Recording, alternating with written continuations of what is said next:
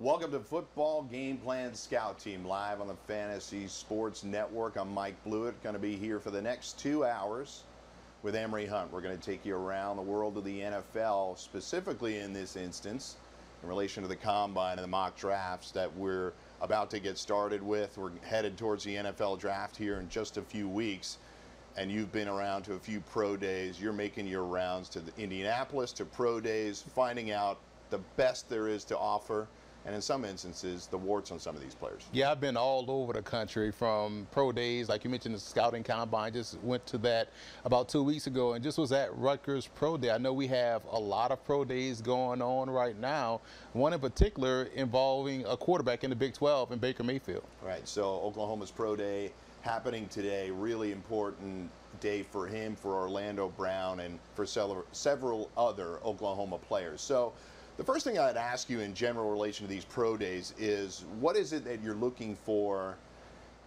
that maybe you didn't see at the Combine out of these players? Well, a lot of times you're just trying to find out what didn't apply itself on film. So let's say if a guy runs a 4.3 in a 40-yard dash, well, did he play fast? Or if a guy jumps high or does the broad jump pretty far, is he as explosive as he's showing out there on the turf and things of that nature? So that's what you're going to look for. And to be honest, when you're at pro days, you're kind of finding guys that you didn't have on your list. Just for instance, I was at Rutgers Pro Day and I graded 52 running backs, but I didn't grade Gus Edwards, the tailback formerly of the University of Miami. He played at Rutgers, didn't have the dynamic season, but when you watch him work out, you kind of find yourself saying, hey man, I'll go back and check the tape and want to go back and see what did I miss and should I grade him. And that was a guy that a pro day actually helped him out to go back and find out what he is on film. So bottom line, some of these players can change your mind at their pro days. If they weren't invited to the Combine, if they didn't impress at the Combine, they could conceivably change your mind between now and the draft. Not necessarily change your mind, because tape trumps all. So you can't allow a workout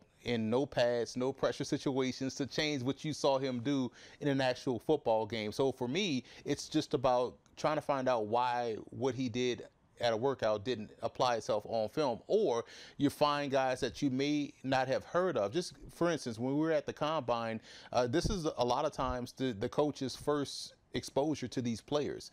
The scouting department knows who these guys are. Coaches are more worried about free agency, which we're in now, and then they get into scouting. So a lot of times the Combine is when they first jump in to scouting and get familiar with these guys, which is why you see a lot of coaches maybe go overboard and banging the table for a guy that they just saw work out. True, and I mean, obviously they have a college scouting department that's working all year round to try to filter that information up, but they can't focus on it until this time of year, February and leading into March, and as we head towards the draft at the end of April. So let me ask you this. Of all the players that you saw at the Combine, I know you're going to say one of them that's working out today at Oklahoma, what players that worked out the Combine that you feel have a lot riding on the line for their pro day? The quarterbacks, they're going to throw. These pro days are so controlled, you can't really impress. I mean, you could screw up, but you can't really impress that much.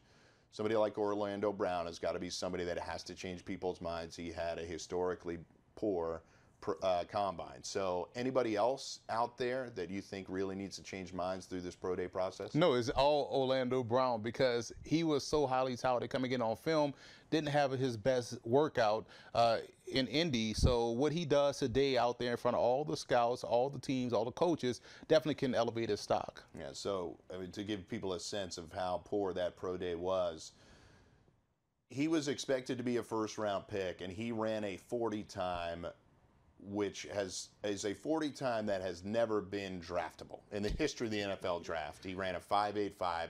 No player has ever been drafted or had an NFL career with a 40 time that high. So he'll have to change that, as well as some other parts of his workout, and rely on the tape. There's already some question marks about him, but he's going to have to fix some people's minds, at least, on today's pro days. So some other guys that are working out this week. Virginia Tech has a couple of guys that are interesting. Tremaine Edmonds is expected to be a top half of the first-round pick. So who else at Virginia Tech do you think could make people notice them? Cam Phillips. And what you saw him do last year as a receiver, just being a phenomenal target throughout the season, all the yards, all the touchdowns he was able to put up. I was at that West Virginia game. He had a big game then. Consider all that he did was done with a sports hernia. So we haven't seen him healthy. So how healthy he is only means he's going to exceed those expectations going forward. So I'm excited to see what he does today if he's fully 100%. A few other guys to talk about. I think you mentioned Tennessee State's pro day was yesterday. You have Patrick Smith there and Ebo Ogundeko.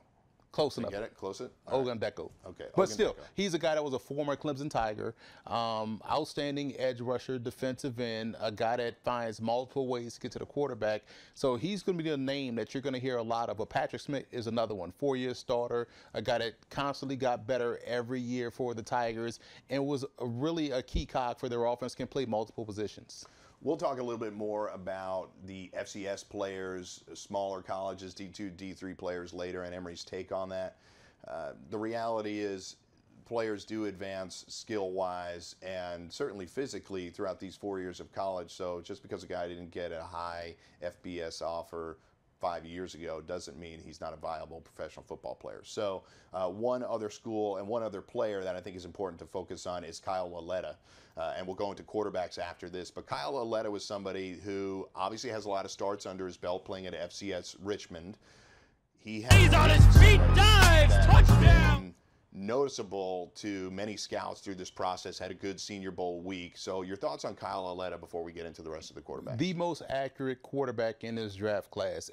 Short, intermediate, deep down the field. His accuracy, his touch is top notch. Now, he doesn't have the strongest of arms, but you don't really need a strong arm. We have solid anticipation and placement. So he has both, which is why he was fairly productive at Richmond and also had the best week of practice, the most consistent week of practice at the Senior Bowl. Put you on the spot. NFL player comp for Kyle Lauletta. Oh, man, that's a good one. I would have to say a guy like Alex Smith. You know, I know Alex Smith it gets thrown around a lot and people use it as a game manager, but when you look at Kyle Lauletta, you look at the throws he's able to make, he's a guy that can, you know, beat you with his athleticism. He doesn't have to fire it in there. He may take the safe route, but he's also going to protect the football. Right. So I would say Alex Smith. Got it. So you'll see some video playing behind us during the course of this stream, during the course of this show, of the players that we're highlighting. So Kyle Lauletta in the background now. Before we move over to the quarterbacks, again, I'm Mike Blewett. You find me on Twitter at Mike Blewett. Emory, where can people find you on Twitter? At FBall Gameplan, the only spot where you can find Azar, the playbook. There we go. So we're going to have other guests coming up a little bit later this show. Gene Clemens from Football Game Plan.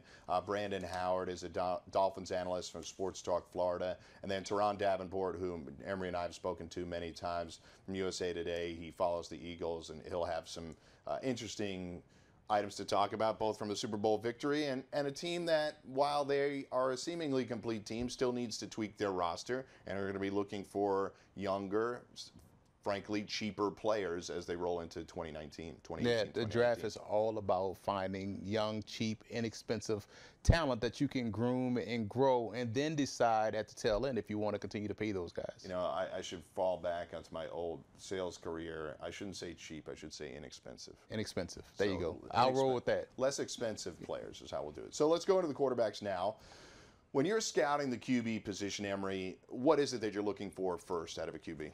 Toughness. You know, how you handle pressure. Can you deal with blitzes? Can you deal with the pressure of the situation? So how well you are playing situational football is always key. You're talking about third down offense, red zone offense, backed up offense, like third long, third and medium plus type situations, 4-minute offense. Can you close out a game? Those things are way more important than your physical skills. So before I look at arm strength, accuracy, all that stuff like that, you'll get to that. And that is key. That is important. But for me, the situational football is key because football is all about how you manage the situation.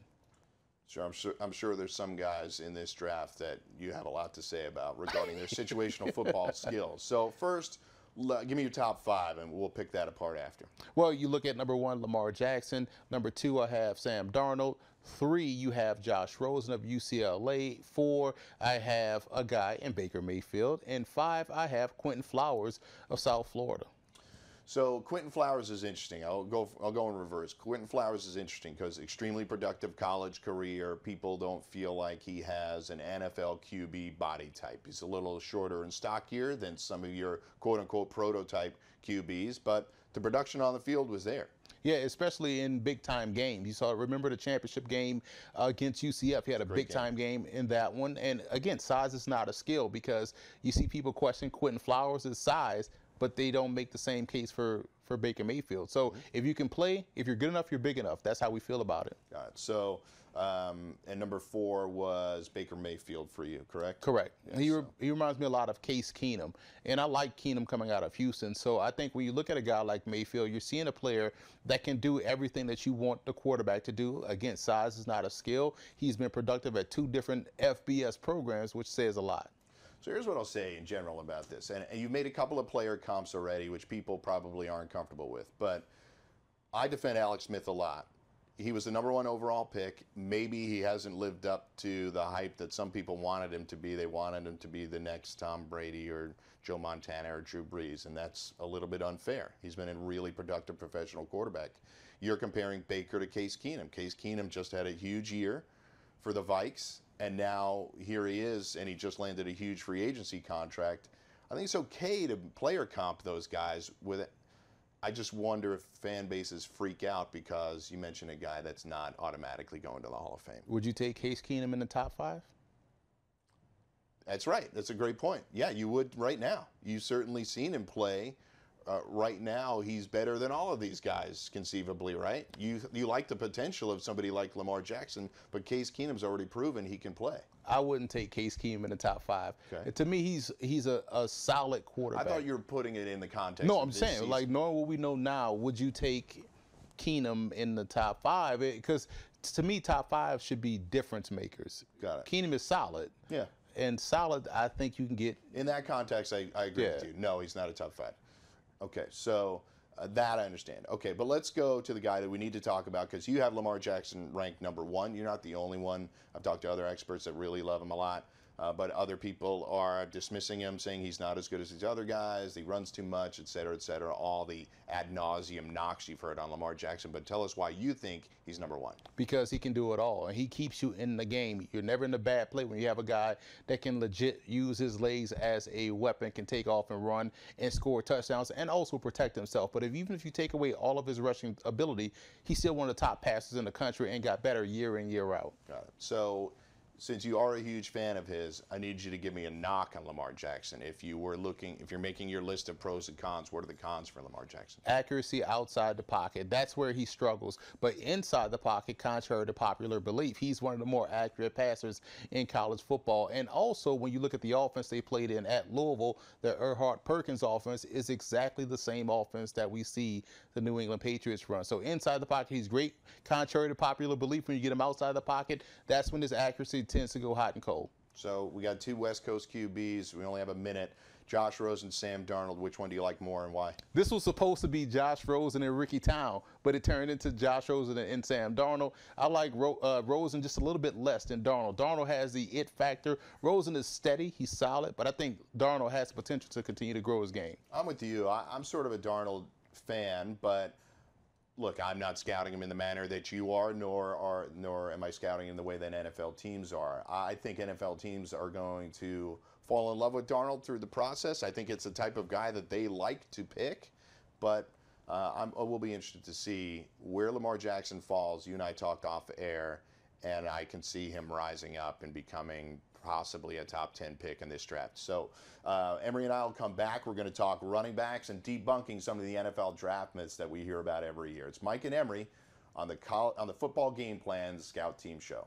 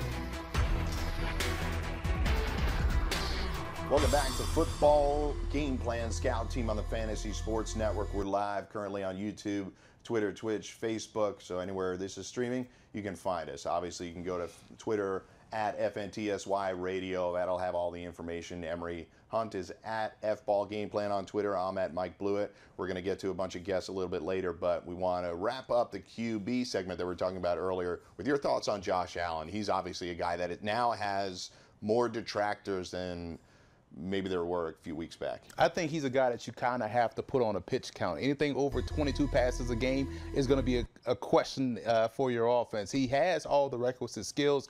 Consistency is key, and the best way as a coach you can do that is to control the situation to create that level of consistency for him. Yeah, the one thing I would say on Allen is that the last two QBs to have a lower completion percentage than him to be drafted in the first round, Jake Locker, 54%, and you have to go all the way back to Kyle Bowler at 48% coming out of Cal. Obviously, neither of those guys worked out. Jake Locker retires prematurely due to injuries, but he wasn't lighting the league on fire before that retirement. Kyle Bowler, I think, history speaks for itself on Kyle Bowler. So, well, we have a couple of NFL myths that we'd like to debunk. Emory specifically would like to debunk, and there's a few good ones in here, but the one I want to start with, because we hear this every year from talking heads or certainly people on Twitter that want to tell you your business, we can just wait to get player X later in the draft. And in your eyes, what's foolish about that? Because no one knows the future unless we have a ton of psychics out there that we don't even know about. So you don't know who's going to be where. Never try to game the draft, because you won't get the opportunity to take the guy that you want. When you have a pick, a guy that you really like, take him. It's like art. Don't wait, because he'll never be there for you the second time around. And similarly, I mean, look, this applies to fantasy football players too. You're sitting and waiting. You got to just make a move if you feel like you really like a guy around earlier. It's okay to take him around earlier. Once the draft is over, nobody cares. You're just going to pay the guy what he's slotted, and if he's productive, people will pat you on the back. If he's a non-productive player that you have to release, then you get an X on your record, right? That's all there is to it. It doesn't really matter where they get drafted. There's plenty of players that outperform their draft slot. So, and the second one you wanted to talk about, don't take running backs early because you can get one in the later rounds. I think the thought is that position is very fungible. You see guys like Kareem Hunt go a little bit later, or Sean McCoy, Le'Veon Bell, second-round picks. So your thoughts about that theory in general? It's dumb, because at the end of the day, you have guys like Barry Sanders, Emmitt Smith, Franco Harris, O.J. Simpson. I can go on and on. These guys go in the first round. Bo Jackson was number one on the overall pick. Let's not take Bo Jackson number one because we can get Steve Smith in the sixth round. No. That's a terrible strategy. If you have a game breaker, a guy that can score from anywhere on the field, to me, that's a first round pick. That's a guy you take early. And in all these redrafts, all those backs you mentioned would have gone in the first round.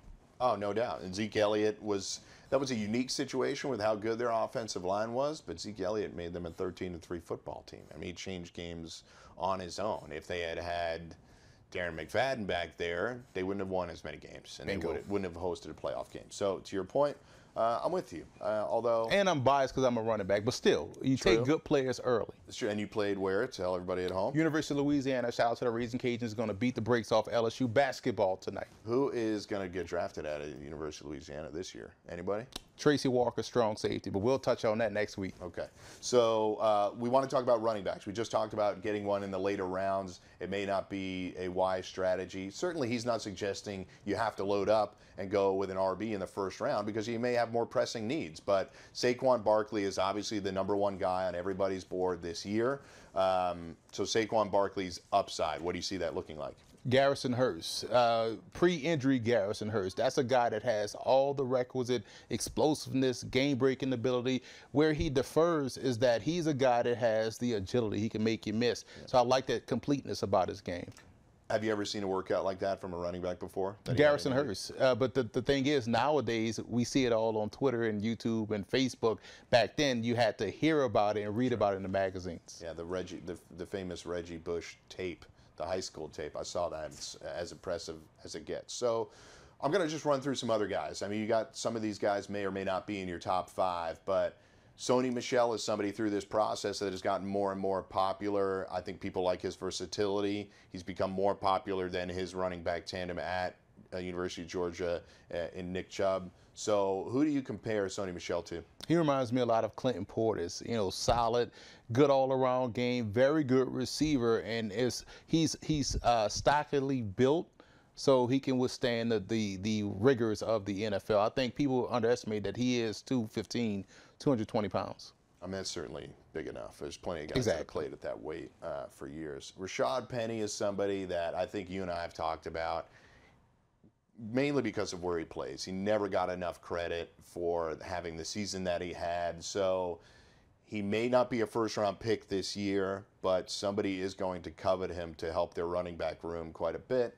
So what do you think Rashad Penny looks like? A pre-injury Willis McGahee. Is funny, we talk about redrafts. Penny may go in the second or third round, and then we'll have this conversation again next year like, wow, how could he fall so far? Maybe you should just wait till the third round and take it back, right? But that's a guy that has that home run hitting ability. You can't name a quarterback or receiver for San Diego State, but you know coming in you have to stop Penny. Teams couldn't do that. He ran for over 2,200 yards last season. Very impressive. So Ronald Jones has had an unfortunate combine because he pulled a hammy, I think, running the 40, so he didn't get a chance to work out, show off his skill set. It's something he's going to have to do during the pro days if he can run. Like, if he's still injured, then obviously people are going to have to rely on tape. So who do you compare Ronald Jones to? He's like Jamal Charles, and you know he has those fast guys injuries. I never knew about that. I wasn't fast at all. So when you got a guy like Ronald Jones that constantly pulls a hamstring, not constantly, but has the propensity to do that because of his speed. But you get him outside, you give him a lane, and he's going to hit that home run. Darius Geis, we did a show a couple weeks ago about the combine, and Darius Geis' name came up as somebody that may have closed the gap on Saquon Barkley, because it was Barkley and the rest going into the combine. But Geis may have turned enough heads that people won't be surprised if he's also a top 20 pick, correct? Yeah, Geis is a good back, man. I think when people have to look at Geis, they just want him to learn to avoid defenders. You can't make a living crashing into other human beings at the professional level, right? So Geis can avoid guys or make guys miss a little bit more. He has breakaway speed. He also is a very underrated receiver out the backfield. Yeah, I mean, I think of my alma mater, Andre Williams at BC had a hugely productive senior season, over 2,000 yards. It made people turn their heads as to where he could be drafted, and the Giants utilized him, but he ran so upright and took so many hits, he was bound to have a short career, and he finds himself out of the league. It's great to be an NFL player for a few years, but we're talking about long-term potential and long-term strategies in building a team. It's difficult if a guy's going to take a ton of impact to rely on him long-term. You think back to guys like I just mentioned, Marion Barber, other players that were great and productive, but flamed out a little bit too quickly because they got hurt. So how about some value backs? I mentioned Nick Chubb earlier, Sony Michel's running mate, so give me some thoughts about him and where he might go in this draft. And he's an explosive back, too. He's the guy that you could probably find around 2 or 3 that can be a starter. So I like him moving forward as a pro. Good. Kerryon Johnson, really good year at Auburn. He gets hurt, I think, in the Alabama game, so maybe wasn't healthy for that bowl game. And now, how is he being viewed by the scouting community? It's interesting because he's a guy that has wiggle, but he's a little stiff. And it's weird to be stiff athletic, you know, but it works for him. So I think he's going to be interesting. I think he's more of a comp back, a number 2 type back at the next level. How about Chase Edmonds, Florida back? This guy, we've watched him 4 years grow out here in the Bronx, do a great job at Fordham. And I think when you look at him from a shiftiness standpoint, you found a player that can make you miss, that can take it the distance, that can help you out in the return game. Also, as a receiver, I comped him to Dion Lewis, who now plays for the Tennessee Titans, but that's the guy that you want. Yeah, so you can see a film of Chase Edmonds going on behind us, and Dion Lewis. We're doing this right in the midst of NFL free agency hype. The league year starts, I think, technically in about 90 minutes. So we're going to see more of these contracts roll in. Dion Lewis now a complimentary piece to Derrick Henry in Tennessee. So it will be interesting to see if Chase Edmonds can serve that kind of role. I mean, think about Dion Lewis's NFL beginnings. He was part of a trifecta of running backs in Philly. He gets hurt, ends up in New England, and here he is now in Tennessee. You want to know something else? Yeah. Guess who had a first-round grade on Dion Lewis back then? Exactly. That's why you have to tune into the show. There you go. So Emory Hunt made the call on Dion Lewis years ago, and he was a Pitt running back. Pitt had a series of excellent NFL players there for a while, so we'll see. All right, let's go to some sleepers. DeLance Turner from Alcorn State. Not a ton of guys coming out of that school on a yearly basis, but we've seen players out of Alcorn before. So give me some thoughts on DeLance Turner. He's a more explosive version of Chris Ivory. We were talking about him before. He's 6'1", 214. 2 seasons at Alcorn and definitely raised his profile. I think he's top 3 all time in that illustrious history in rushing yards, one of which being Steve McNair. So he's really top 2. And I like what he was able to do this season, showing the complete package for the Braves. We'll go back to another RB comp as well. Mark Walton from Miami has been getting a lot of hype through this process. I know some people are starting to fall in love with him. Like, if we can just get Mark Walton in the 3rd round, it'd be just like Kareem Hunt. You believe that? I do believe it. That's who I comped him to exactly, because he has the natural running skills. How he weaves his way in and out of traffic like a New York cab is exactly what you want as a running back. So we also have a couple of other sleepers. New Mexico State made their first bowl game in many years. Since 1960. Larry Rose, the third, running back there. So he obviously propelled them to a historic season for that school. He was one of the top backs coming out of Texas his senior year in high school. The only problem was he was a $158. So no big schools were looking at him, and some schools were looking at him as a corner, just like Marshall Faulk. New Mexico State stepped up, offered him as a running back. He went on to become the most prolific running back in Aggie history, lead them to a bowl game. I like his ability. He reminds me a lot of Tevin Coleman. And Ryan Nall from Oregon State, another sleeper that you like. He's going to get the white running back stereotype. He's 6'2", 234, explosive speed, return kicks, can't catch the ball. Why are people not talking about him like they're supposed to? Someone's going to get themselves a true gem in the mid-rounds, because this guy has that explosive speed to take it the distance. That's unusually big, 6'2", 234 for somebody like that. So I would just wonder, do you see somebody asking him to lose a little bit of weight to maybe add to some of that explosive speed, or packing on some weight to become more of a bruising back? You see NFL teams do this stuff all the time. They don't keep the guy in what his sweet spot should be. So what do you think? You're right. I wish they kept him where his sweet spot is, which is where he is currently, because he has that explosive speed with the power that you want coming out the backfield. We see this a lot, not to go off on a tangent, but NFL teams are drafting guys and try to fit him into their system when realistically they shouldn't have drafted the guy in the first place, because he's not going to be right for their system. Whether you have a linebacker playing out of position or a running back doing things that he shouldn't really be doing because it's not his skill set, that all comes into play when we're talking about scouting. So, yeah. So couple more things. We got tweener backs here that I want you to talk about. There's a couple of guys that may pop into your mind. It could be a tweener. You're not sure exactly what role this guy will fit, since you're just talking about trying to put guys in their sweet spot. Anybody come to mind as a tweener back? Well, you talk about a guy like Larry Rose III, right? You have Larry Rose, you have Trenton Cannon of Virginia State. 2 guys that are built the same way, can run the same way, but teams will probably look at them as slot players.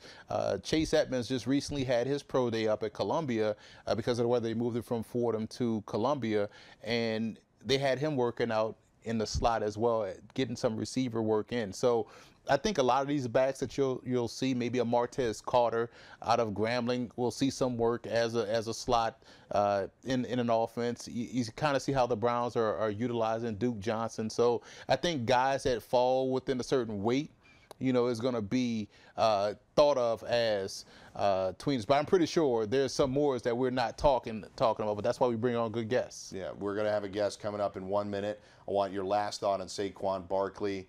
Which team's going to pick him? Which team? I can't see him getting past the first 2. Really, the first 3. You can make a case for the Giants, Browns, and Colts needing a game break in the backfield, and why not pick up the best one? So whoever passes on him, I think that team will subsequently take him because he's just too good to pass up. So you basically think he's a top 2 pick this year, no matter what. In the Emory Hunt NFL, yes, Got it. but in the the realistic NFL, they probably take him in the 3rd round. Good stuff. So we'll get to, let's go to our guest now. Brandon Howard, he's a Dolphins analyst from Sports Talk Florida. Okay. We'll come back to Brandon Howard in a moment. So, Sam Binger is another guy that usually comes to mind. I was a color commentator on the ECAC Division III bowl games. Got to see him up close and personal at 5'8", 190, explosive power, and they ran a pro spread offense at Carnegie Mellon. Real good head coach out there, Rick Lackner, legendary player, played there, and also is from the Pittsburgh area. Spoke highly of Binger's game, and Binger is one of those backs that has it all. And you can run him inside, he can get outside, he can help you in a return game. I just think that he's a Division III player. We saw a guy from a Division II program make the Los Angeles Chargers. Binger has that same skill set. So do you think he's more of an undrafted free agent, or somebody takes a flyer on him in the 7th round? He's an undrafted guy, but he's going to be that training camp surprise or that camp favorite. Yeah, look, I mean, a couple of guys from West Georgia got drafted last year. There's guys every year that make teams. I remember Pierre Desir, who's a cornerback. He played at Lindenwood University. That's a D2 school. So, again, it's like we said, you can't really predict what a 17-year-old high school kid that signed an offer is going to look like when he's a 22-year-old rookie. It could be an entirely different player altogether, correct? Correct. And I mean, you're constantly evolving. And one guy that does a great job, and we'll talk about him on the way back coming from break, is Nyheim Hines of North Carolina State. Oh yeah, he tore up BC when I watched that game earlier this year. So we're going to take Brandon Howard after the break. Again, he's a Dolphins analyst from Sports Talk Florida. But we'll take a quick break right here on the Football Game Plan Scout Team Show on the Fantasy Sports Radio Network.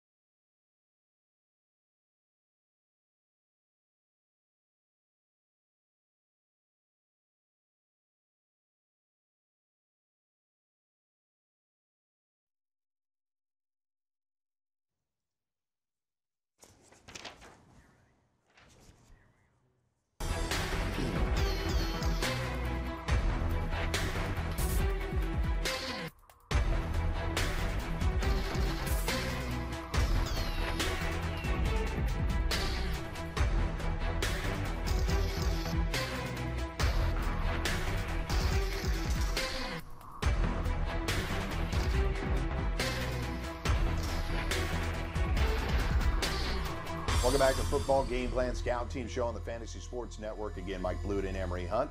We're going to bring a guest here in a second. He's going to give us some ideas at the running back position. It's Brandon Howard. He's a Dolphins analyst from Sports Talk Florida. You can find him on Twitter at bhoward_81. Brandon, how you doing, bud? I'm doing well. Thank you for having me on. Yeah, thanks for joining us. So we just got through talking about some running backs, but we want to get your thoughts on some additional running backs and how it may relate to the Miami Dolphins. So first of all, when it comes to tweener backs and versatile players, what is it that you're looking for specifically as you're scouting these types of players? Yeah, I'm looking at guys that can do a little bit of everything, and I think that's also kind of the Dolphins' philosophy right now. They're looking for guys that can, line up at multiple positions all across the formation. They're looking at guys that can also, catch the football, run the football out of backfield, and not just, your swing passes or your flats or things like that. They're looking for guys that can move into the slot and run routes vertically down the field. So when you're looking at guys like that, I think that a player like Nyheim Hines out of North Carolina State, he's a guy that stands out. I know that the Dolphins recently, just yesterday, it looks like they're going to bring in Albert Wilson, and he has experience playing some tailback, but can also play in the slot, so they kind of address that. But if you're looking for a guy that can be that for you in the future, I think that Nyheim Hines would be a good guy to take a look at. Brandon, what's going on? Emory Hunt over here. Hey, how's it going, Emory? Coolin', man. When you look at a guy that played in Pittsburgh, played in the ACC in Quadri Henderson, we've seen him handle multiple jet sweeps or speed sweeps in that offense. So he can play a little bit of both, too. What are your thoughts on Henderson? I really like his game. I like his game a great deal. I think that he's a guy that I watched him 2 years ago right here at the University of Miami. He had an outstanding game against them, and he really stood out. And he's just a matchup issue. And I think that just taking it back to the 80s, late 80s, early 90s, I think a guy like Bill Walsh had it right. Get guys that can do a little bit of everything. So it wasn't even just jet sweeps. It was a guy that was, Henderson was lining up in the backfield, taking a lot of your zone, zone running plays, inside zone, outside zone. So it wasn't just a matter of jet sweeps and things of that nature. He was a guy that was doing things from a conventional running back position, and he was also running some option routes and things of that nature out of the slot. So I think that those are the types of guys that the Dolphins are definitely going to take a look at. And also, when it comes to the bigger backs, like a Ryan Naw, or a guy like from Arizona State, Kalen Ballage. Those are the types of guys that I think that the Dolphins would definitely be interested in, because they can also play that H-back tight end role. And I think that would definitely help the Dolphins a great deal in terms of generating mismatches. Brandon, let me follow up on the Kalen Ballage comment. Why is it that you think he's slipped a little bit in the draft and is now becoming more of a value pick than, say, somebody that's somebody's looking to take him with the first round? Absolutely. He views himself as more of a Le'Veon Bell type. He's been in touch with Le'Veon Bell. I had a chance to talk to him during the Senior Bowl. That's the way he views himself, and rightfully so. He's a guy that can do a little bit of everything. Even going back to high school, he played some quarterback. He lined up in the shotgun and some of the gun runs and things of that nature. Even at Arizona State, they did the same thing with him on the goal line, and he had a few passes. So he's done a little bit of everything. So he's a versatile player. But when it comes down to it, I think that because the vision is not quite there and he needs to mature as a running back, I think when it comes down to it, he's a guy that really needs a lot of, seasoning at the running back position. So I think that you give him an opportunity to stay on the field while playing other positions, and then allow him to mature as a runner so he can be in a split back formation with a guy like Kenyon Drake at the same time. So you keep him on the field as a threat all the time, but you don't allow that guy to come off the field. And at any given time, you have a guy that you can turn around and hand the ball off to. You don't know which one is getting it. So, that allows an offense to kind of find the ugly duckling and continue to pick at them. And that's what versatile weapons allow you to do. Brandon, you do a great job covering the Dolphins down there for Sports Talk Florida. You have to put your GM hat on right now and let us know if you're doing the draft or conducting the draft and things of that nature, where are some of the biggest needs that you feel so right now are for the Dolphins? Well, when you look at the offensive side of the football, I really believe that tight end is an area where the Dolphins are definitely going to have to address. And I know that a lot of folks are saying that the offensive line, that it improved, as the season went along. But I really am not very comfortable with where the offensive line finished at that season, at the tail end of last season. A lot of people talk about, well, Kenyon Drake, the yardage that he had, but he was leading the league in yardage after contact because he was getting hit in the backfield, and a lot of that yardage was due to his ability to create out of the backfield. So I'm looking for offensive linemen as well, especially interior offensive linemen. I'll ask you one last question before we let you go, Brandon, but obviously you addressed a couple of these position needs, but Adam Gase has also shown here, as well as the GM and everybody else involved, that they're turning over this roster as quickly as they can. And Ndamukong Suh goes, a couple other players go, they bring in Albert Wilson. So I think this is a case of Adam Gase really churning players over, and you may very well see them making a bunch of deals on draft day to continue that turnover, correct? Oh, absolutely, absolutely. You're either continuing along the same path, or you're rebuilding. You're never doing both. And I think that at this point in time, the Dolphins are making it very clear that they're rebuilding by getting rid of pieces like Jarvis Landry and now Ndamukong Suh, more than likely, ready to be leaving the Miami Dolphins. Great stuff out of Brandon Howard, the Dolphins analyst on Sports Talk Florida. You can find him on Twitter at @BHoward_81. Brandon, thanks for joining us. Thank you for having me. So we'll make a transition now over to the wide receiver position. We've talked QBs, we've talked running backs, now the wide receivers. The first thing you want to like to do is kind of separate the group, right? You got split ends, flankers, slot receivers, and inside receivers. So give me a sense of how you're separating those groups and what you're maybe looking for in all of those groups. Because it's really unfair to rank guys in one batch when they play different spots, right? You're not going to compare Randy Moss to a guy like Ernest Givens because they're playing two separate positions. So when I look at a split end, that's the guy that's going to play on the short side of the field. He's more of your refined player, best route runner. 9 times out of 10, he's going to be a physical guy. He also has dependable, consistent hands, and he may not be the fastest. So that's always key. Flankers, or your Z receivers, sometimes can be just as good as your, if not better than your X. We look at a situation Brandon brought up, the Bill Walsh 1980 49ers, right? You look at a guy like Jerry Rice. He was essentially a flanker in that offense. John Taylor was a split end, and they used to flip-flop depending on the formation or the matchup. So your flanker is more your explosive guy, long speed type of a guy, big playmaker that can run short and also deep down the field. Slot guys, I think people tend to pigeonhole those as shorter, quicker wide receivers, but you can be a taller, shiftier guy. You can find space. I think for a slot receiver, you got to be able to read quickly on the fly because things change, things shift. Be able to find that soft spot, settle down, catch the football, to make something happen afterwards. So those are the type of guys you tend to want to get the football in their hands quickly. Ideally, yes, it could be a short guy because of the low center of gravity, but if you have a guy like a Deshaun Hamilton of Penn State, who's a 6'2" receiver, that's your quintessential slot receiver. You could work with that as well as inside.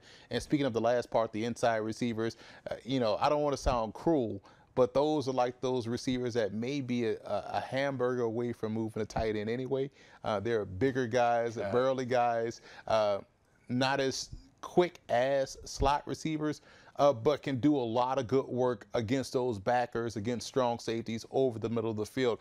Case in point, they're playing in a phone booth. They're playing in a phone booth. A guy like Marcus Colston would be the perfect inside receiver. Yeah. And the slot receiver thing, for fantasy owners, you're in a PPR league, you're going to want to get those guys because they're picking up tons of catches. But there's an oddly negative stereotype for those guys. Like Jarvis Landry has effectively played in a slot role and he has the NFL record for receptions through the first 4 years of his career, and he's going to get paid a lot of money by the Cleveland Browns now as the Dolphins moved on from the Dolphins. As I said, they're trying to turn that team over. I don't think it's indicative in any way of what Jarvis Landry's performance has been, just that they're trying to move on and replace guys at different positions. So, top five, your top five receivers. Give me some names that are going to jump out to us through this process. I think the one guy that's been on top of everybody's list so far has been Calvin Ridley. Do you agree with that? I have him tied for like the third spot in my flanker rankings because I have a guy in Antonio Callaway slightly ahead of him. I even have Cedric Wilson of Boise State slightly ahead of Ridley. Ridley is a good player, and all three guys have the same grade, but I kind of like Callaway. Callaway was a player that missed the entire season due to suspension, but when you watched him play at Florida, he's another one of these special talents that can handle both return duties and also play all three receiver spots. He has tremendous hands, too. He also gave Minkah Fitzpatrick that work in the SEC championship game, so he's a good player to watch. When you're looking at ex-receivers, you know, I think there's a tie. I hate giving ties, but guys do so well on film, and you got to find out how you can separate them. Sometimes you really can't when the numbers add up. And you look at Christian Kirk out of Texas A&M, who reminds me a lot of Odell Beckham Jr. when he came out of LSU, and also James Washington of Oklahoma State. Those two guys, to me, are your quintessential split-end ex-receivers that can really just explode on any given notice. So those are your game breaker guys, right? Those are my game breaker guys. Anybody else on the game breaker list? Cortland Sutton, I know, has been a popular name. He's a steady receiver. He kind of reminds me of Josh Gordon. You know, it sneak up on you as far as speed, but he's going to pull away from you. And he's a big receiver that can play inside and also on the outside. But Deshaun Hamilton out of Penn State, I mean, he's the best route runner in his draft class. When you talk about route running, and the reason why that's so important is because you're going to, in this game of the NFL where the ball has to come out quickly because the defenders are able to run just as fast as your receivers in some cases, you got to find out who's open first. And when you're a great route runner, you can find yourself open quick. So you're going to see a lot of passes come your way.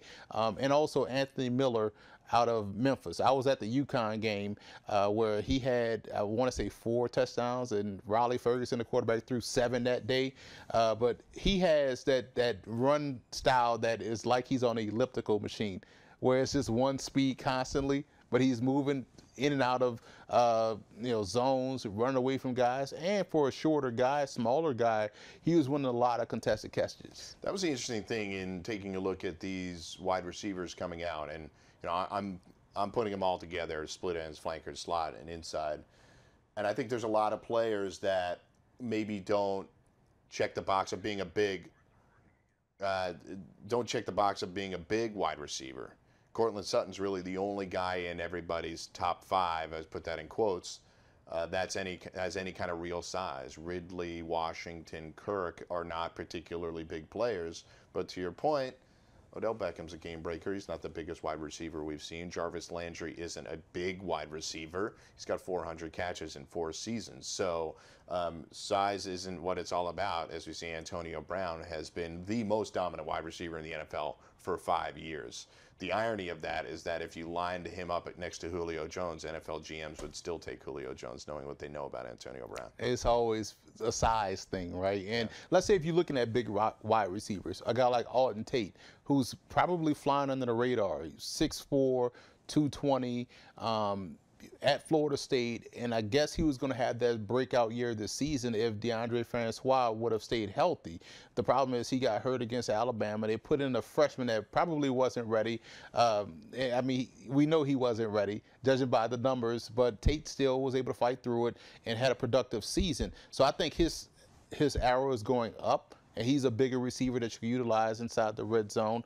But you also can't get used to these big guys that are, you just assume these guys can go out there and win the 50-50 balls. We've seen Antonio Brown at 5'10" play like he's 6'5", and we've seen 6'5" wide receivers, let's say like, or Stephen Hill out here in New York to play small. So it's all about We call it that dog, the heart. Yeah. That's what it's all about. Can you go up and fight for the ball when it's up in the air? It doesn't matter how big you are. There's enough 50-50 balls that it has to be a skill that you're polished at when you get to the next level. You mentioned route running. I don't want to leave out this one player because we talked about Deshaun Hamilton and James Washington. I don't know if you mentioned Devontae Boyd. Boyd is a good one. He was at the East-West Shrine game, and he's another one. He's not the fastest. He's not the biggest. And I talked to him about that. I was like, man, I see you doing a lot of work out here, finding yourself open. He's like, well, I got to protect myself because there's some big guys over the middle of the field. So you look at Boyd, you look at a guy that's 6'1", about 175, 183, and he was one of the more prolific receivers for UNLV. So glad to see him get out there and do his thing at the East-West Shrine game. But again, a taller receiver that's able to play inside. Couple of underrated guys. We talked about Cortland Sutton. You talked about Cam Phillips earlier in the broadcast. Michael Gallup of Colorado State and Steve Ishmael from Syracuse are two guys that you have on your underrated list. Why? Gallup, when you watch the film, is a guy that you kind of say to yourself, man, if he had a quarterback to consistently hit him, he'd have double-digit touchdowns. But he was still prolific at Colorado State. And you look at Steve Ishmael, I don't know why no one's talking about him. I feel like every game I watched of Syracuse, he was making a big play, a contested catch. And I just think that because of who they had throwing the football, I know Dungy's a young, improving prospect, but I just think that he was one that's gone under the radar because he didn't run fast or jump high, but he plays the game of football really well. A few other guys that you have as sleepers are from schools that don't necessarily jump off the page, but I know the couple of players from Penn during Senior Bowl week jumped out, and he was one of these players. Justin Watson from UPenn.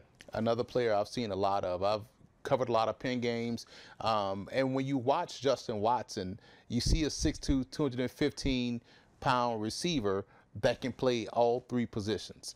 And Penn used him in a backfield. They used him in a slot. They used him as a pseudo H-back. So I like how they utilize him, but he also has good long speed. And Watson went there and really got better every day at the East-West Shrine game, got the call up to the Senior Bowl, and performed well. And when you have this is the second year in a row, we're talking about Penn Quakers as far as pro prospects. So last year was Alec Torgerson, who's now with the Detroit Lions, the quarterback.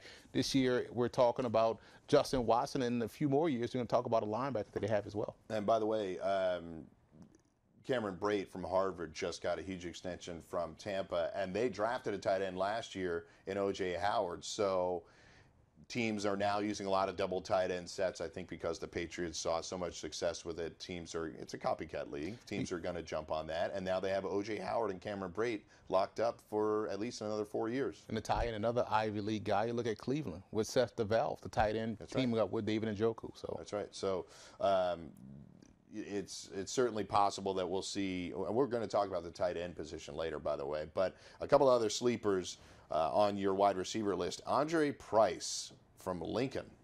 The first HBCU. That's debatable between Lincoln and also, I forget the other. Oh, Cheney. Well, Cheney now has shut down that football program. But Andre Price, another big wide receiver. We talk about playing on the outside. You talking about guys that are tall, that are able to go and win above the rim. You're going to talk about Andre Price. He's a big one. He's also very subtle with his movement, so he can create that separation. You also bring up two other guys, Sam Boyd of St. Augustine's University down there in Raleigh, North Carolina. He's another one. He's 6'4", about 245, 250. Big fan of his game because he can play that pseudo tight end position. He's probably going to grow into a tight end. He has dynamic hands. And when I say dynamic, I mean he snatched the ball out of the air, able to pull away from a defender. So he's another one. And we go down to the Division III ranks with James Okeke of Wesley. 1 year high school football, sort of had to find his way football-wise before getting onto the field at Wesley, and he still has a ton of upside. 6'4", 225, can play outside or inside. I think he's better suited as an inside receiver.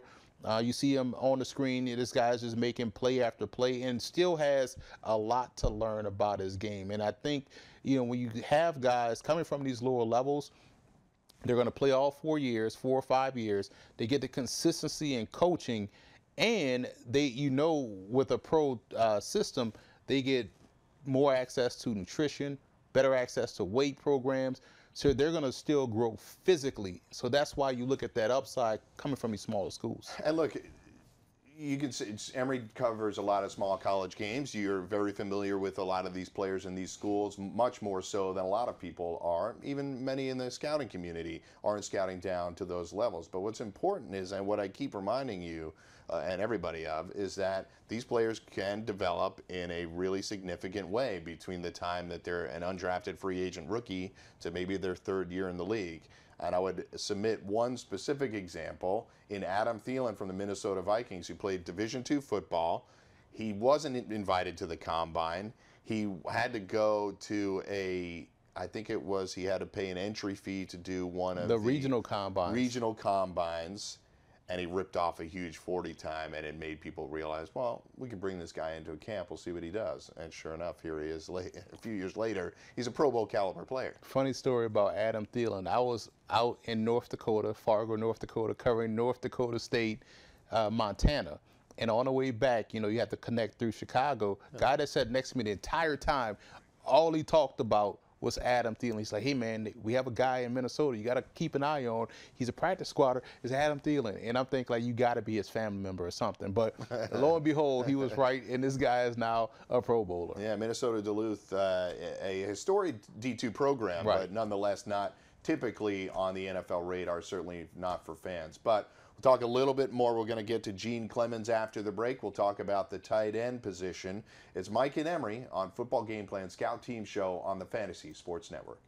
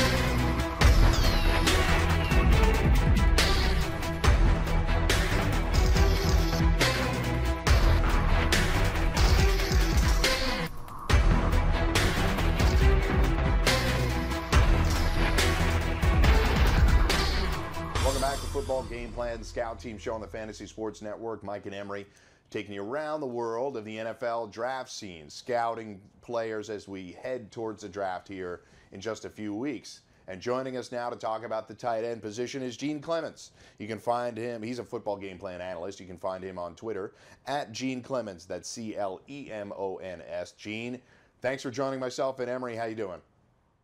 Oh, I'm great. Great. No complaints. Great. So we wanted to ask you first about the state of the tight end position. It's obviously evolving. Where is it now? Where do you see it going? We see many more two tight end sets. So how do you see the tight end position changing in the context of the NFL? Well, it's very interesting because many people believe that the tight end position is evolving, but quite honestly, what it's come back to is something that it's been for years.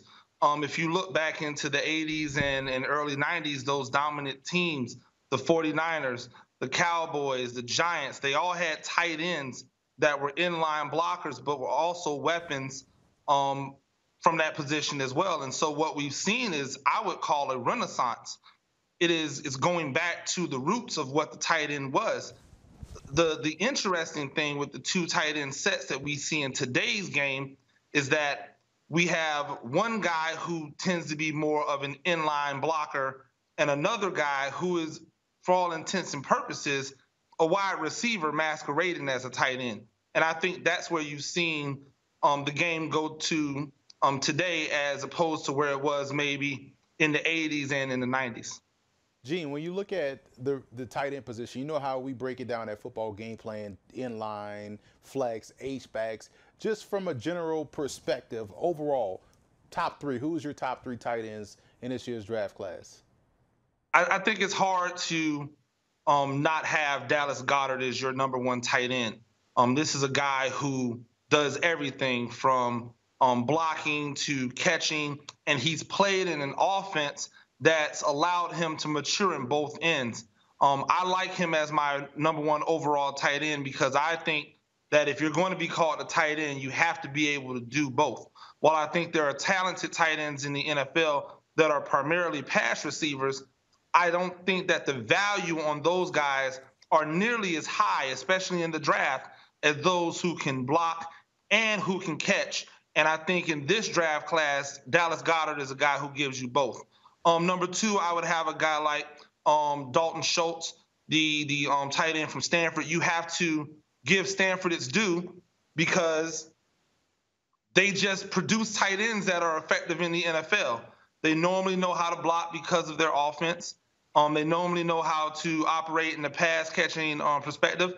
And you usually don't see a bust out of a Stanford tight end. You'll see something from good to, man, he's really, really good, but you don't really ever see a bust out of a Stanford.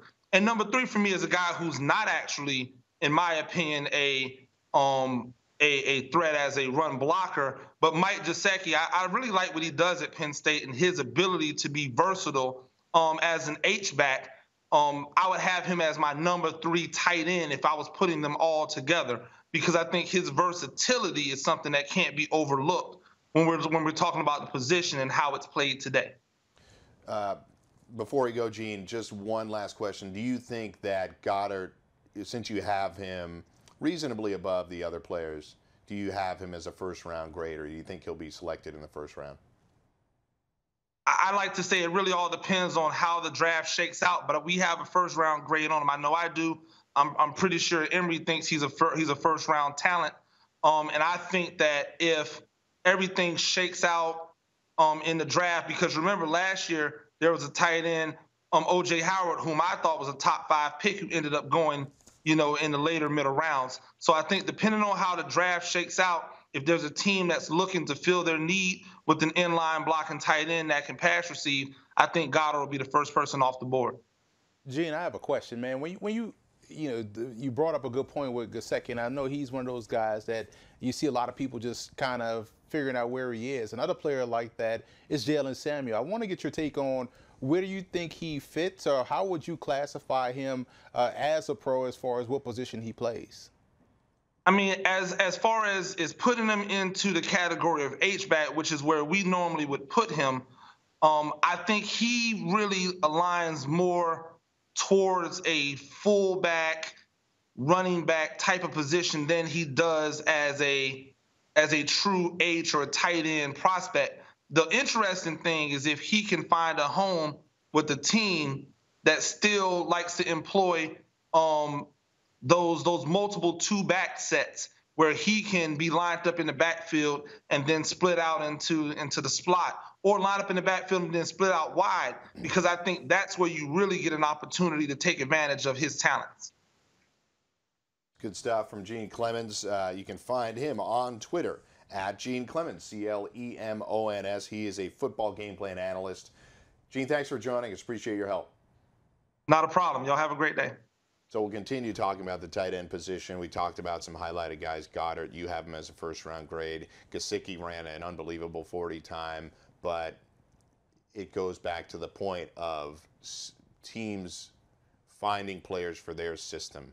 And Gesicki is going to have to go to a very specific team that's willing to utilize him, even if he's not as good of an inline blocker as some of the other prospects, correct? No, you talk about a team that probably would be a better fit for a Gesicki, New Orleans. You saw how they tried to utilize their tight end position last year. It wasn't as effective. Put a guy in Gesicki that can really get down the seam.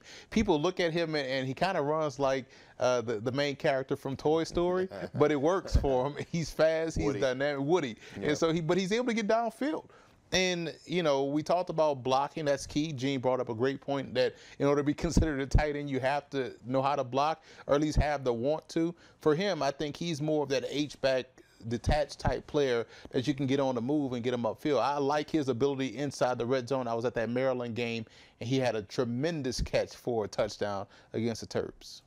So Jalen Samuels, you mentioned. Where does this is a good question, which you came up with, so I'm going to give you credit.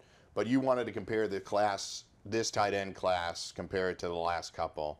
Last year we had 3 tight ends in the last 10 picks of the first round, and that was O.J. Howard. Might be slightly outside. It might be like 20 to 32. Mm-hmm. We had O.J. Howard to Tampa. We had Evan Ingram to the Giants, and then we had David Njoku to the Browns. All 3 players got a shot. O.J. Howard obviously is competing with Cameron Brate for touches as a rookie. Evan Ingram was competing with nobody, so he ended up getting chances. And then Njoku, well, let's face it, the team was kind of broken offensively, so I don't think it would be fair to judge him. But how does this class compare to, say, last year and the year before?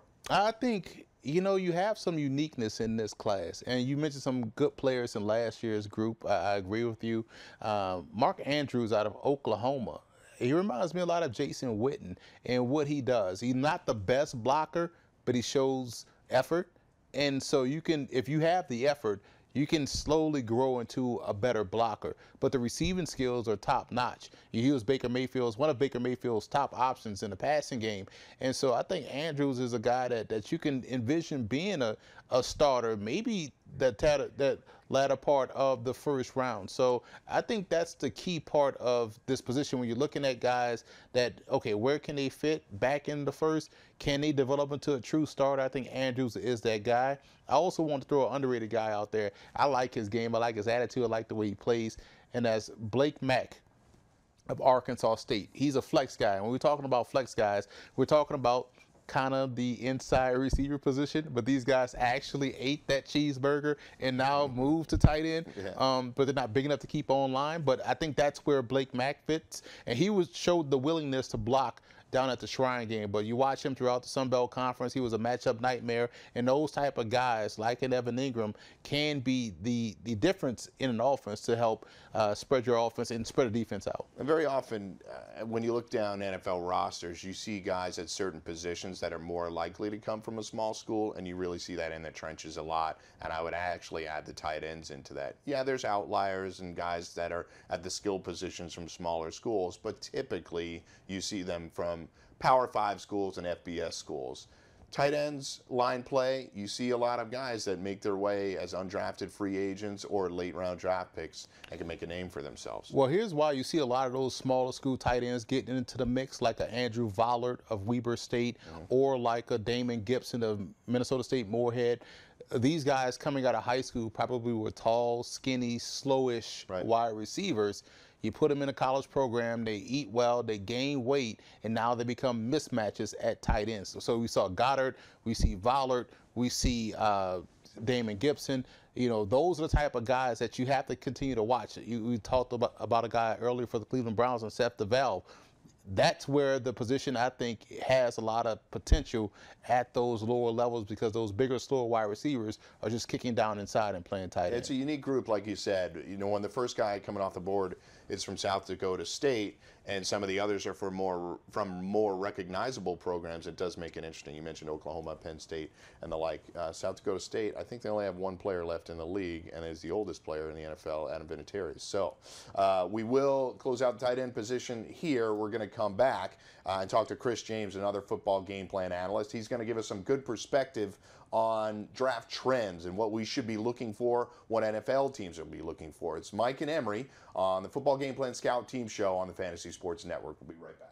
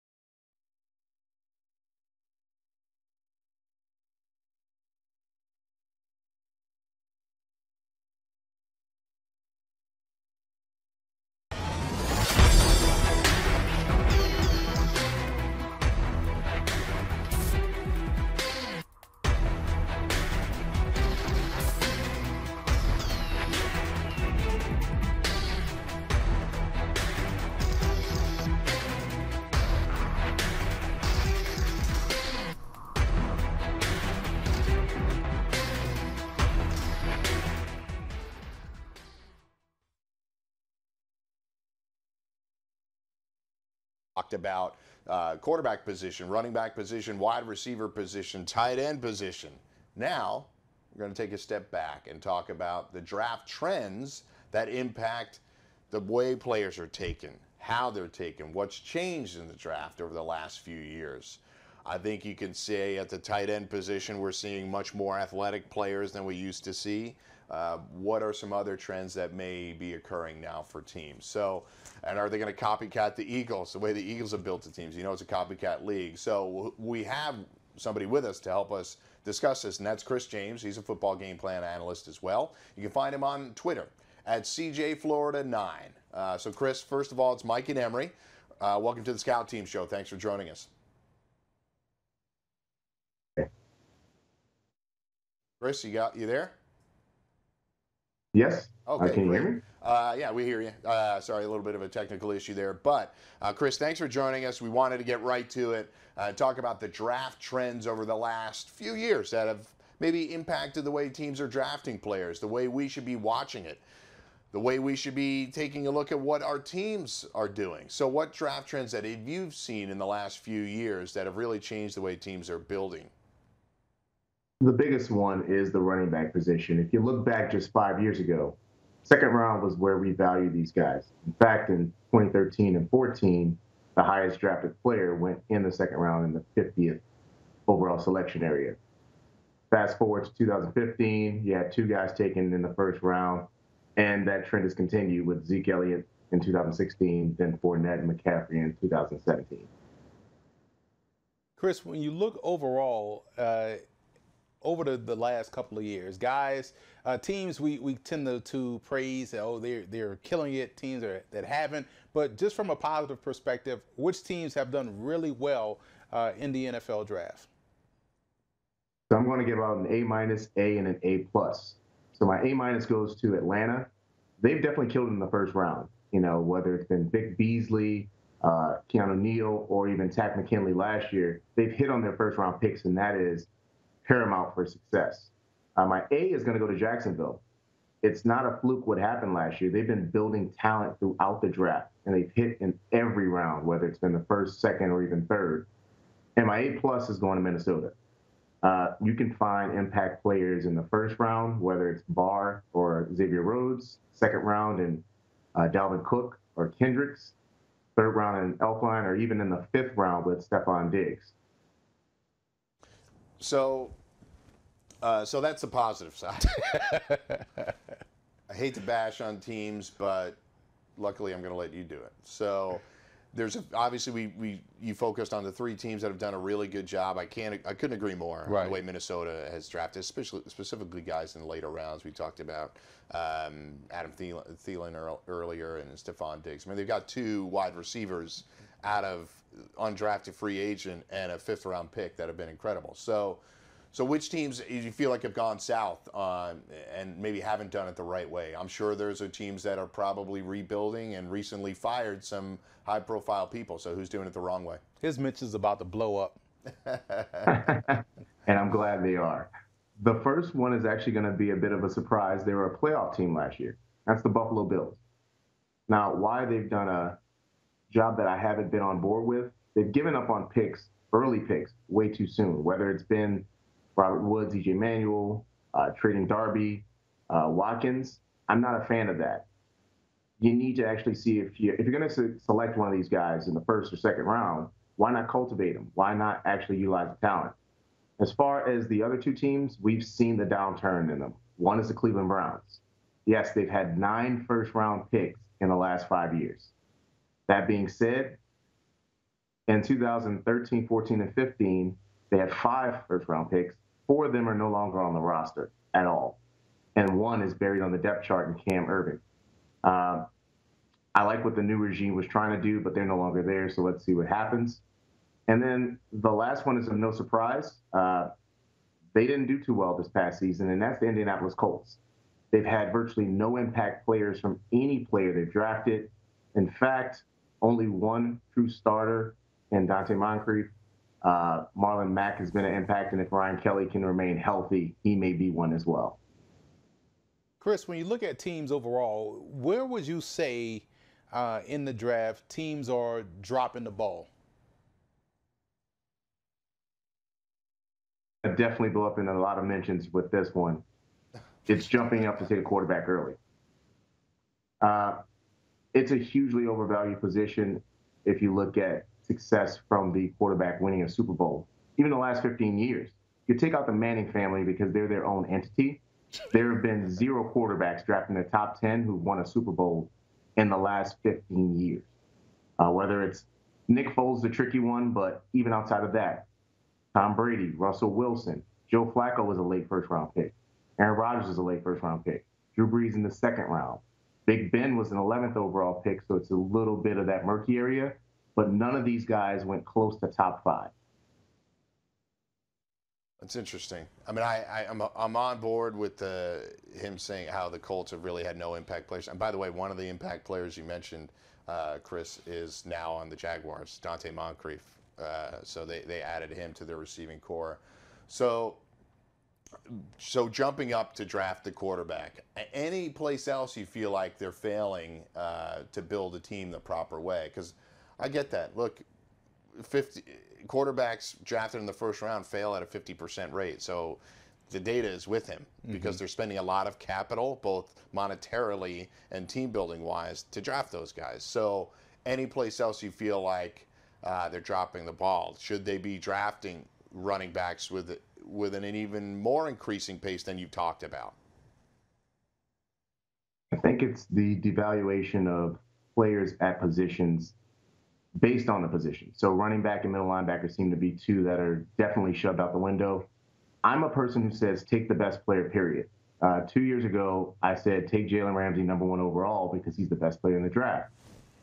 And the contention was, well, he plays corner or safety. I said, well, he plays it better than anyone else plays any position in this draft. So if you select the best player, you have a higher propensity to moving forward and not failing just as a reach to get a certain position. So you draft Quentin Nelson #1 overall this year? But I would take him #2 behind Saquon Barkley. Saquon Barkley. Okay, fair enough. Well, I appreciate it, Chris. Good job. Football game plan analyst. He's at CJ Florida 9. Thanks for joining the Scout Team Show. We'll talk to you again soon. Thank you for having me on. So we're going to take a quick break right now. We'll come back. We're going to talk offensive line. It's a position that I hold near and dear to my heart because I write an article about it every summer. And Emory's going to give us a breakdown of the players in the offensive line that we should look out for this draft season. It's Mike and Emory on the Scout Team Show. We'll be back after this.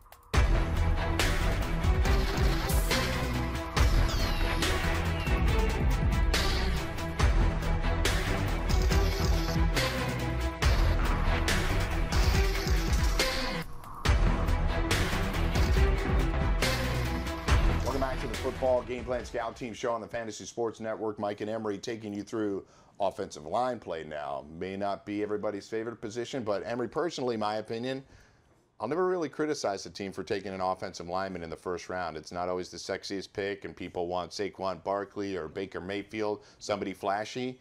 But if a team that I was rooting for ended up with Quentin Nelson, I'd be really okay with it. Hey, as a former running back myself, I completely agree with you. I'm not going to hate you for taking an offensive lineman very high because I know the value of that position, especially since it's predicated on my success. Yeah, so, and the Eagles, who just took down the Lombardi Trophy, were a team that played so well in the trenches on both sides of the ball that they were able to sustain losses to major positions. They lost their starting middle linebacker. They lost their starting quarterback. They lost their starting left tackle, which I thought was going to be a really huge loss for them, and they still won the Super Bowl. So building in the trenches It sounds somewhat archaic and old school, but I think it's the one thing that will never go away when it comes to building a football team. So let's talk about the O-line specifically. Scouting the position, we're talking tackles and centers and guards. Obviously, you have to evaluate those guys differently, correct? Yeah, you do, but you still have to have some baseline skill set that you look for. Athleticism. In this day and age, you have to be able to move. You just can't be like a pick them up, put them down type, archaic thought process, mindset. You got to be able to be light on your feet, and that goes for your tackles, your guards, your centers. The more you can do as far as movement is concerned, the better you're going to be, the longer you're going to be, the longer you're going to play, I'm sorry. But also, you look at guys that have great technique. Hand placement is everything, because if my hands are in the right place, I can control whatever type of move you come up with as a defender, and I think that's also key. And your feet have to be married to your hands, because you can move your hands, but your feet are not where they're supposed to be. You get toppled over, you get beat, you find offensive linemen on the ground, and then you find yourself giving up a sack or a TFL. Yeah, so I'm sure many of you watching, listening, just learned that Joe Thomas, who is going to breeze into Canton in 5 years, just retired. Announced his retirement after 11 seasons. But those 11 seasons had a lot of snaps in it. 10,000 snaps in a row. So the miles on his 11 seasons are more than many guys get through in 11 years. But how many Super Bowls did he lead the Browns to? That's an inside joke, taking shots at the guy that just retired, that took shots at the running back position. So that's right. So shout out to Joe Thomas. So shout out to Joe Thomas. Good luck with the Hall of Fame induction ceremony. He is. He's a good one. I mean, yeah. But I think it's important to mention him because we're talking about how valuable that position is. I really want to ask you about some myths at the position. We talked about some of the skill set that you need, but what are some of the myths at the position? People just feel as though you can just move offensive linemen across the board. Oh, well, he's not good at tackle. Let's just put him at guard. Well, that's not the case, because you have to have specific skill sets to play guard. And if you're a bad tackle, maybe you're just a bad offensive lineman. You just can't be a bad tackle and a great guard. Sometimes it works, but because that person has a unique skill set that allows that transition to be made. So you can't just move guys to positions because they may have failed or not had a lot of success at one position, because there are three separate positions which are key.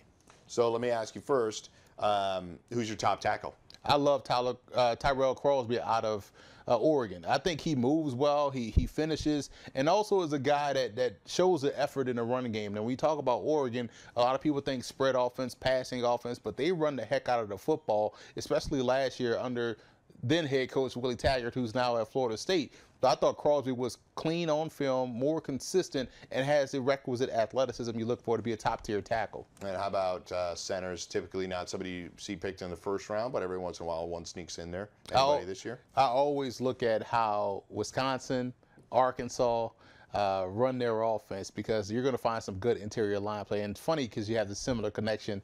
You had Brett Bielema, the head coach at Wisconsin, then was the head coach last year at Arkansas. But Frank Ragnow, I think he's the best center in his class. I know Billy Price is excellent. He's my number 2. But I like what Ragnow was doing from a run game perspective. Very solid in pass pro. I just think that he was moving guys off the spot on a more consistent basis. Do you think Price's injury at the combine, he suffered a partial tear of his pec during the bench press? He's still rumored to be at the end of the first round. Do you think he can still sneak in there? Absolutely, because I don't think he's gonna be healthy by training camp. I mean, when he did the interview after that injury, there was no sling, nothing to protect it, so it wasn't as bad, just precautionary. Now, it's still bad, but still, I think he's going to be a guy that, because of how clean his tape is and how good he was consistently playing both sides of the ball, he's still going to go probably late first, very early second round. So we have, I wouldn't say a rarity, because it does happen on occasion, but the top offensive lineman graded by everybody in this draft is a guard. It's Quentin Nelson from Notre Dame. The last time we saw a guard drafted this high, where he's rumored to be a top 5 or 6 pick, was Brandon Scherf to Washington. I think he was the 5th or 6th. I think he was the 5th overall pick. People just feel like it isn't a valuable enough position. But in today's NFL, when you have players like Aaron Donald that are clogging up the middle and now becoming pass rushers, Geno Atkins, I can name a few more, maybe guard is as important as tackle. Left tackle is always going to be the most important, protecting the blind side. But is this Quentin Nelson grade a real deal? Should he be a top 5 pick? It's tough, and I'm not shy of giving a guard a top 5 grade. I want to say 2 or 3. 2014 class, I had Gabe Jackson as my number 2 overall prospect in the draft class, which was unheard of because he was a guard, and people didn't think highly of him at Mississippi State. But I saw potential, and I liked his game. He became an All-Pro. I think this year Nelson is my 3rd guard. I have Braden Smith of Auburn ahead of him because of the athleticism. Now, granted, once Quentin Nelson gets his hands on you, get ready for the next play because it's over. Yeah. But if you're quick, if you can beat him initially, you have a chance. And I think with Braden Smith, he has the athleticism to be able to recover and then redirect. And that's important for the offensive lineman. Nelson is great and is going to be a phenomenal pro. And I wouldn't have a problem if a team took him in the top 10. But if I wanted a guy that can move and that can be consistent on both ends of offense, I'm going to go with Braden Smith. And what's interesting is a lot of times you see guards that are standouts in the NFL. They play tackle in college.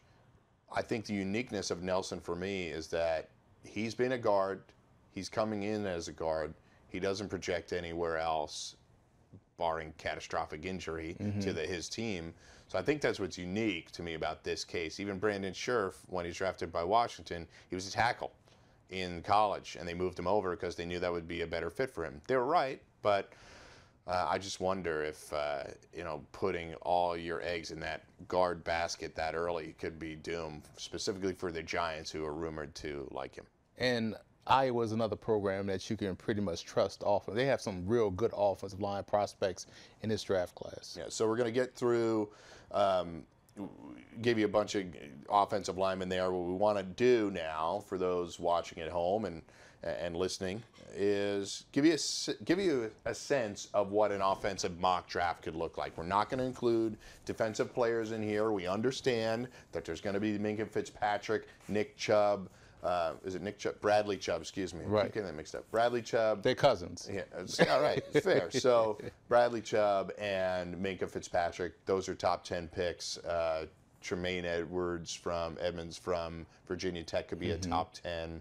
Could be 1 or 2 others in there. The corner from Minka Fitzpatrick. You also have Jerry Alexander. There's a bunch of guys. That Denzel Ward. Those are guys that we know are probably going to be drafted in the top 10. But we want to give you a sense of where these guys could fit if they're just drafting on the offensive side of the ball. So with the number 1 overall pick in the Football Game Plan Scout Team show on March 14th, your number 1 pick for the Browns is who? And remember, this is just a best fit mock draft. So this is not necessarily where we think they're going to go. Yeah. But guys that we just feel as though would be ideally suited to be on that Yeah, team. we're trying to have fun with it. We want something different. Look, it's a fantasy sports network. We want to see some points put on the board. What would be fun? What would work for these teams? Saquon Barkley with the Browns. That's an easy one. A guy that's a home run hitter. Put him in the backfield. Whoever's out there at quarterback is going to do fine. No Joe Thomas now. No, that's fine. But they did just sign another offensive lineman. They've signed 3 free agent offensive linemen in the last 2 off seasons, so still turning that roster over. Just as a quick side note, Sashi Brown got let go by the Browns. John Dorsey heading that up.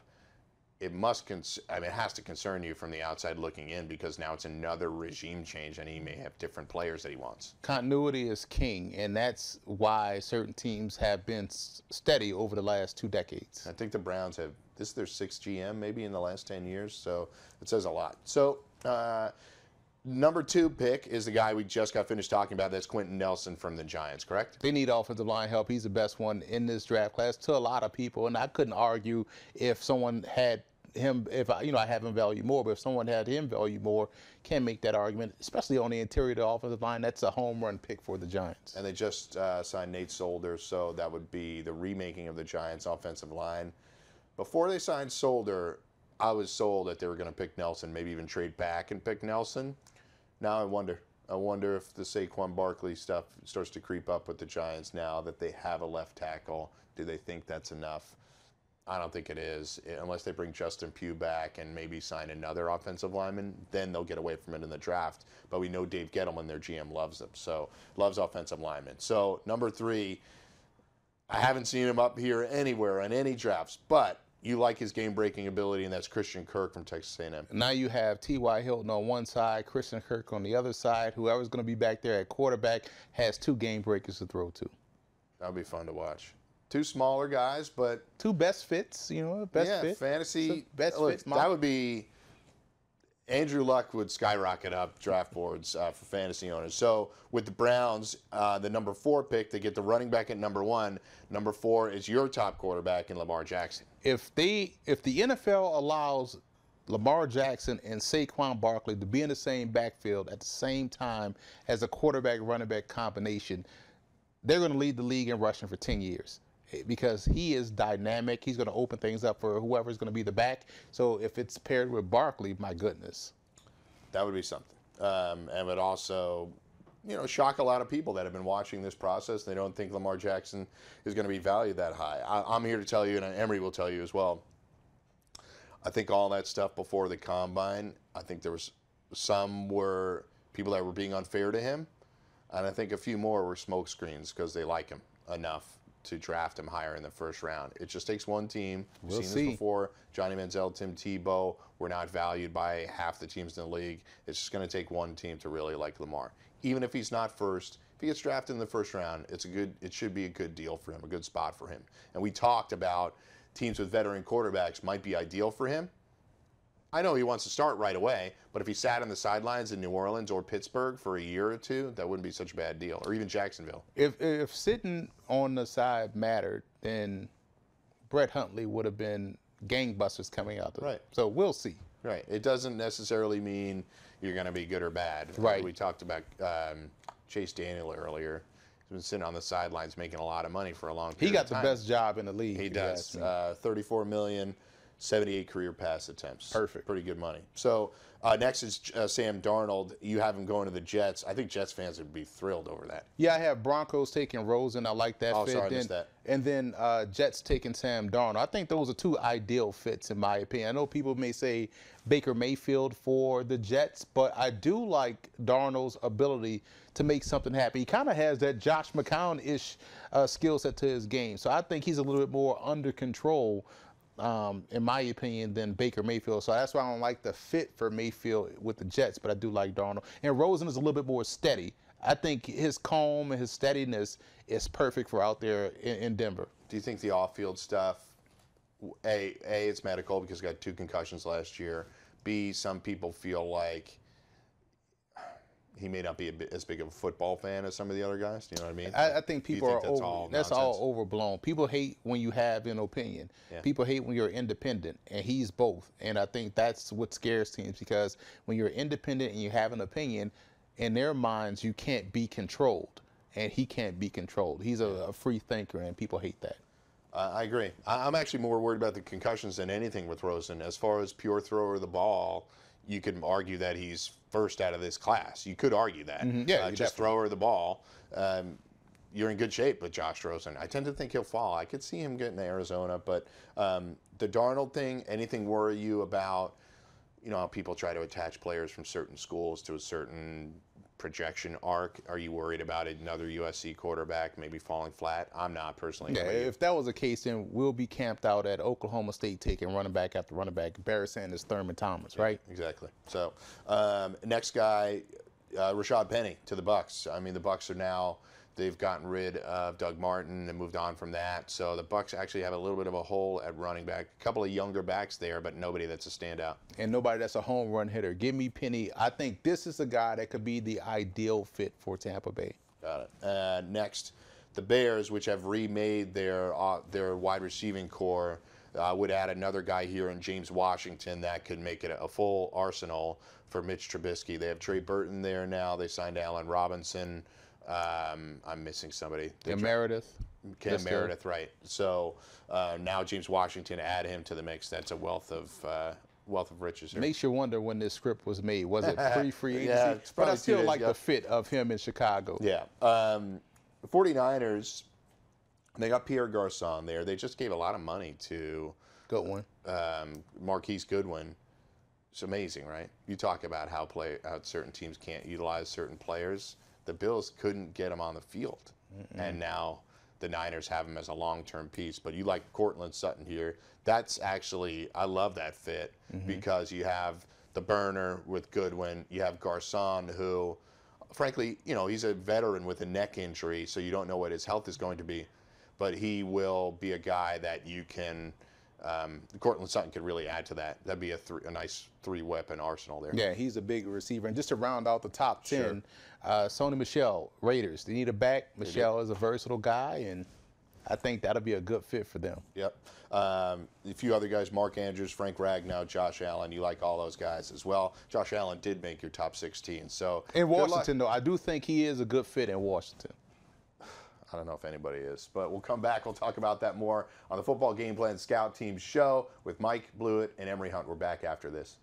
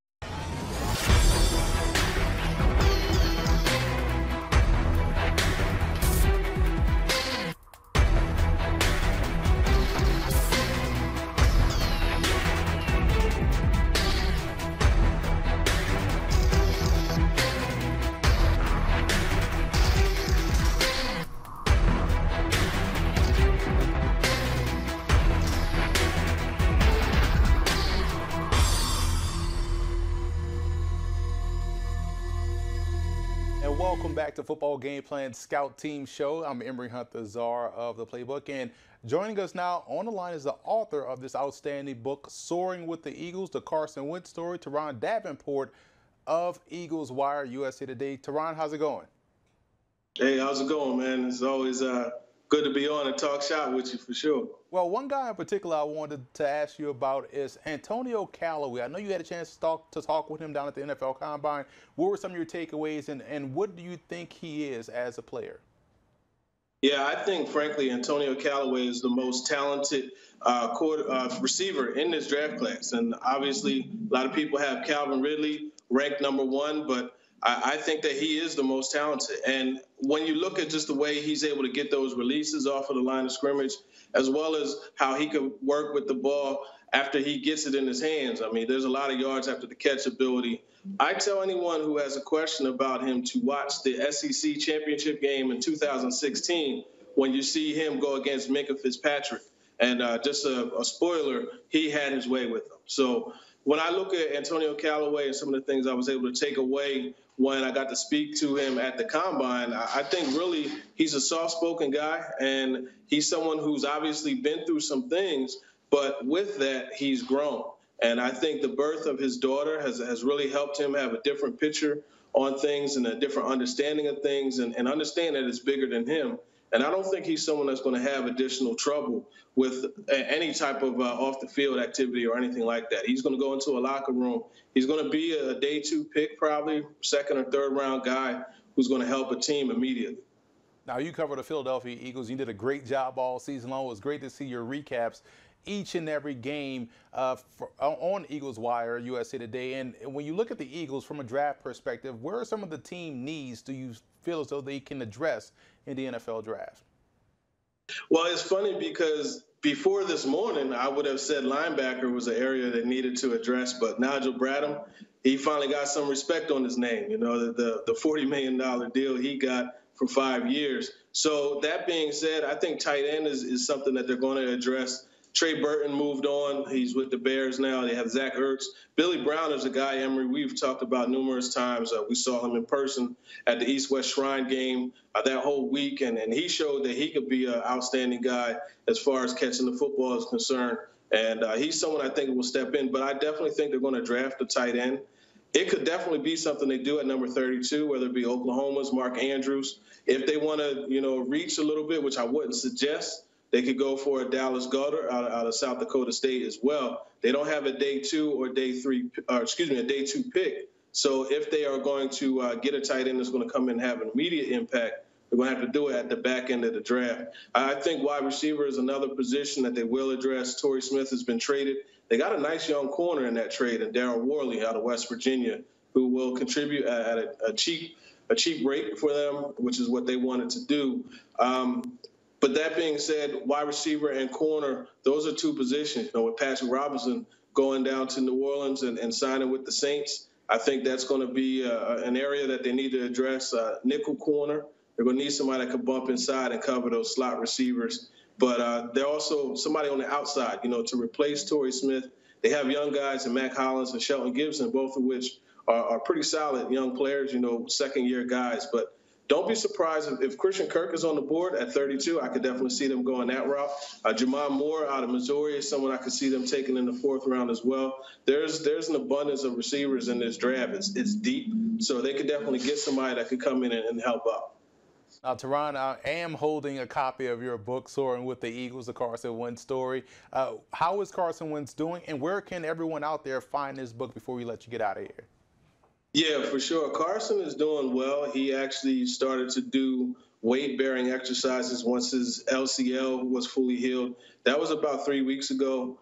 Jason Peters posted a video of him in the locker room throwing the football, and not in the locker room, but in the training room throwing the football. So he looks good. I think he's on course to start early in the year. I don't know about week one, but we'll see what happens. That's probably why Nick Foles is still in the mix as far as with the Eagles. And as for the book, you can get that at any of the Barnes & Noble locations in the greater Philadelphia area. You could also go to barnesandnoble.com as well as amazon.com. And I actually have a book signing on Saturday at the Barnes & Noble in Exton, Pennsylvania. That's awesome, man. I may make my trip down there and get this book autographed by yours truly. Teron, thank you for taking time, and we'll talk to you next week. I appreciate it. We'll be right back after this break for more Football Game Plan Scout Team show to wrap up this week's episode.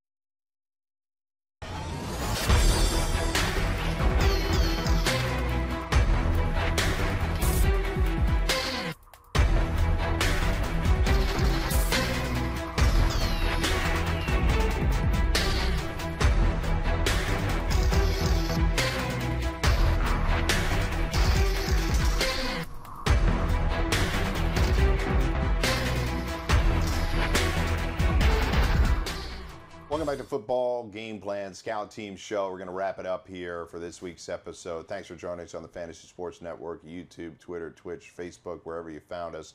We appreciate it. We got a chance to talk to some good guests. You were just on with Teron Davenport. We had Gene Clemens earlier. We had Chris James. We had Brandon Howard. Right. So a host of guests helping us with various positions. Obviously, we'll continue to break down the prospects in this draft in future weeks. Yeah, absolutely. Next week, we're going to have the defensive prospects that you want to keep an eye on in this draft class. We covered soup to nuts from quarterbacks all the way down the offensive line. Next week, we'll do defensive line all the way out to the secondary. So, again, if you want to find the full rankings of our prospect rankings here at Football Game Plan, just visit the website at footballgameplan.com/FBGP Scouting. So it's been fun, man. It's been a lot. Good stuff. So give me one teaser on the defensive side of the ball. Sleeper. I love the way the cornerback class is setting up, and we break it down just like we do the receivers from field corners, boundary, and slot. I think you'll be impressed with what we did with slot corners in this year's draft. That's good stuff. I can't wait for that. So I will say that in general, we broke down all the wide receivers, quarterbacks, tight ends, running backs. We got Barkley. That's your top prospect. But Lamar Jackson is your top QB. But you can still see 4 or 5 quarterbacks going in the first round of this draft, correct? Absolutely. And you look at the run on quarterbacks, you think that'll happen early, and then maybe we'll see a run on running backs toward the middle to late part of round 1. Yeah, I think the story of last year's draft was that we did not expect any offensive players to go really in those first 12 to 15 picks. But then there was a crazy run on draft night. You and I did a show live from this studio last season on the first night of the draft, and it was mayhem. Once Trubisky trade happened, then we had 3 wide receivers in the top 10. We had 2 running backs, and it was on. So hopefully we'll get to see something as exciting this year. And we also had chaos inside the studio too. So it was kind of weird. It got kind of weird, kind of wild, weird. But in a good way. Yeah, in a good way. So yeah, listen. You're right. You never know what to expect. We're sitting here in our sports jackets, and I know we look buttoned up and a little stiff talking about football prospects, but we like to let loose, and hopefully we had a good time. Hopefully those of you at home let loose with us and watching the offensive side of the Scout Team show. And tied into what you just said, the Scout Team show, be sure to check out on iTunes the Football Game Plan Scout Team podcast, where you'll see all of our prospect interviews. We got a bunch up. Naheem Hines, Quadre Henderson. You'll also get Teron Davenport's Talking with TD, where you're going to get a Ryan Nall and even a Cortland Sutton. So that's Football Game Plan's podcast on iTunes to get the Scout Team podcast. One more time, where are you going to find all the information? Footballgameplan.com/FBGP Scouting, or on our YouTube channel at youtube.com/footballgameplan. Good stuff. Thanks for watching today. For Emory Hunt, where you can find him on Twitter at FBallGamePlan. I'm Mike Blewett. You can find me on Twitter at Mike Blewett, BLEWITT. So that's it for the show. We'll be back next week to talk on Football Game Plan Scout Team on the Fantasy Sports Network. Thanks for joining us.